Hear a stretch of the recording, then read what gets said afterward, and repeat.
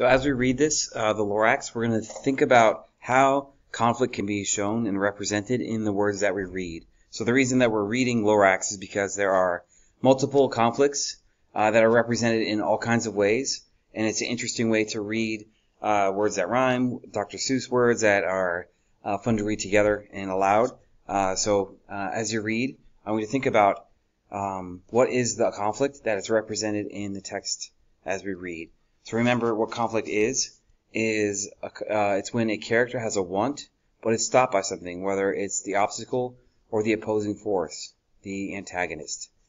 So go back to this to reference the parts where you need to understand which conflict is represented and in what way the obstacle prevents the character from getting what they want.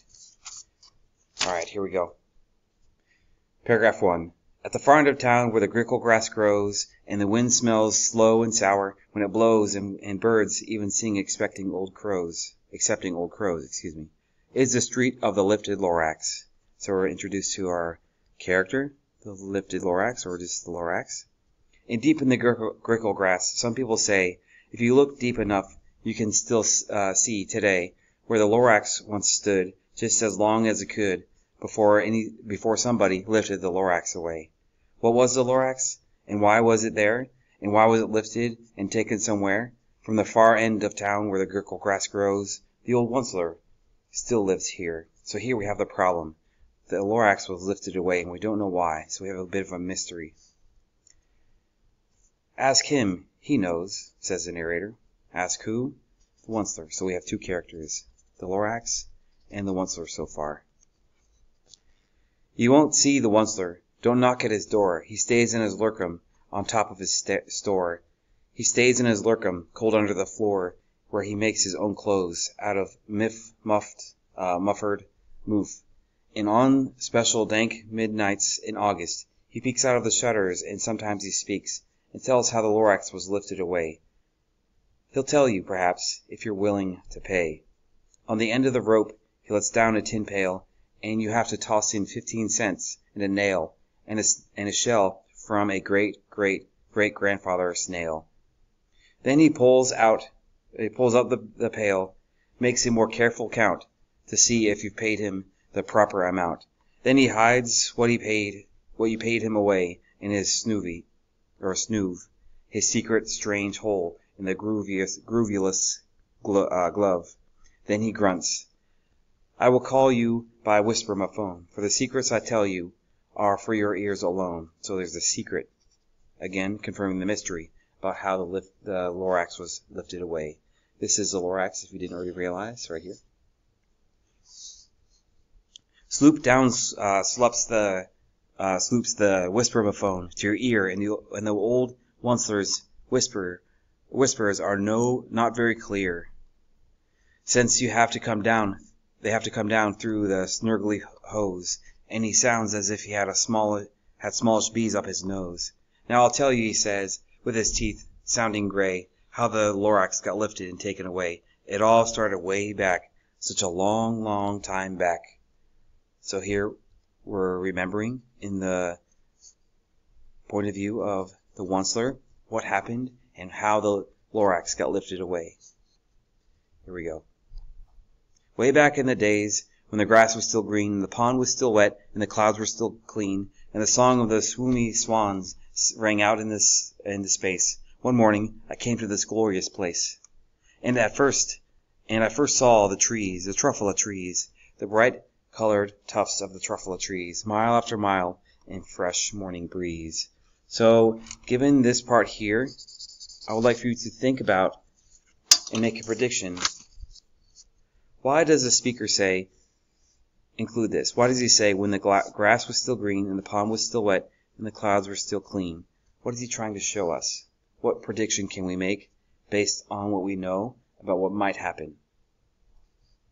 Go ahead and answer here before we move on.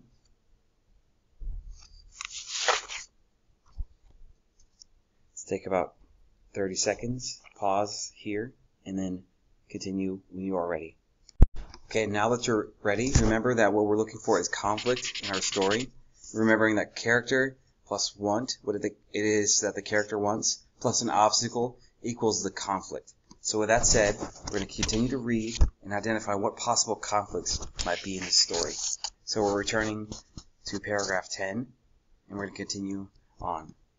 And under the trees I saw brown barbaloots frisking about in their barbaloot suits as they played in the shade and ate truffle of fruits. From the rippleless pond came the comfortable sound of the humming fish humming while splashing around. But those truffle trees. All my life I've been searching for trees such as these. The touch of their tufts were much softer than silk, and they had the sweet smell of fresh butterfly milk. So this is invented. I'm not sure that exists. Continuing on to the next page. I felt a great leaping of joy in my heart. I knew just what I'd do. I'd unload my cart. In no time at all, I had built a small shop. Then I chopped down a truffle tree with one chop, and with great skillful skill, and with great speedy speed, I took the soft tuft, and I knitted a thneed. So this is a hard word to pronounce, but try it anyways. Thneed. So the truffle trees produce something that you knit. So we could say it's a thread or something like that. The instant I'd finished, I heard a gazump. I looked. I saw something pop out of the stump of the tree I'd chopped down. It was sort of a man. Describe him? That's hard. I don't know if I can. He was shortish and oldish and brownish and mossy, and he spoke with a voice that was sharpish and bossy. Mister, he said, with a sawdusty sneeze, I am the Lorax. I speak for the trees. So this is a goal. This is what he does. I speak for the trees have no tongues. And I'm asking you, sir, at the top of my lungs. He was very upset as he shouted and puffed. What's that thing you've made out of my truffle tuft? So remember that what he made was a thneed. So something like a thread. So he chopped down the tree, the tuffle trees, and as a reminder, this is what they look like in the book, the original book. These are the truffle trees. So with that said, we're going to return back to here. So we stopped in paragraph 14 and 13, and we're going to use that to answer excerpt number 2, the question that answers, what type of conflict is represented by this excerpt? So that's paragraph 13 and 14, which is what we read. And then you're going to answer thinking about what you already know and can remember based on conflict. Who's the character here? What do they want? And what is the obstacle? So remember, the main character is not always a positive character. So we know, for example, that the Onceler, he is taking certain actions that we might not look good. So it could be a want that a bad character wants, but there's still an obstacle to them. Think about what is the conflict and what is represented here. Take about 30 seconds to review this and answer what is the conflict that's represented in these paragraphs.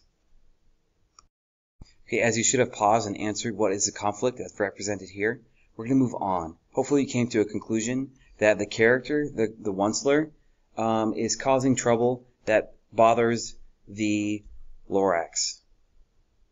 So we're going to read and think about how this gets more complicated. Because we're introduced in the exposition to our characters, the Lorax and the Onceler, we're going to see what gets more complicated. How does the conflict get worse? Look, Lorax, I said, there's no cause for alarm. I chopped just one tree. I am doing no harm. I'm being quite useful. This thing is a thneed. A thneed's a fine something that all people need. It's a shirt. It's a sock. It's a glove. It's a hat. But it has other uses. Yes, far beyond that. You can use it for carpets, for pillows, for sheets, for curtains, for covers, for bicycle seats, the Lorax said. The Lorax said, Sir, you are crazy with greed. He has an opinion about the Onceler. You are crazy with greed, he says. There is no one on earth who would buy that fool thneed. But the very next minute, I proved he was wrong. For just at that minute, a chap came along, and he thought that the thneed I had knitted was great. He happily bought it for $3.88. I laughed at the Lorax. You poor stupid guy. You never can tell what people will buy. So we're going to pause here. So we can see that the Lorax and the Onceler are in conflict with each other. One is stopping the desires of another, and one has a wish for the place that they live in that the other is opposing. What I want you to think about is what is represented by this conflict, or what conflict is represented by these two paragraphs. And we're going to continue, and I want you to think deeply, again going back to our definition of conflict, meaning it's when a character has a want and there's an obstacle, something that stops them. Sometimes it's a physical obstacle like a wall or a door that won't open, things like this, or it's an opposing force, the antagonist. So remember, there are 6 in all character types. What types are represented in the parts as you read? So the remainder of your task as you read is to identify what type of conflict is represented by the sections of this text that are barred out like this. And here, as we saw there, and at the end. And at the end. Once you do this, the very last thing you do is you think about the last words that the one source says, what he calls out about. What's the lesson? So our theme, another way to find theme is to think about who the character is, what is the want, what is the obstacle that stops the character from getting what they want, and what's the possible solution. The reason that's the theme is because all this together gives us a life lesson, a moral that we can learn from. Because the character goes through a process where they learn a lesson. There's a problem, there's a solution. There's a lesson that is learned. Based on the main conflict, your last task as you read is to identify what is the theme that this conflict is teaching us. What is it showing us about life in general? And what is the theme of the text based on this paragraph?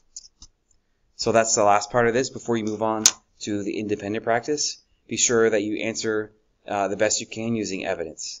And then you are all set to go. Best of luck.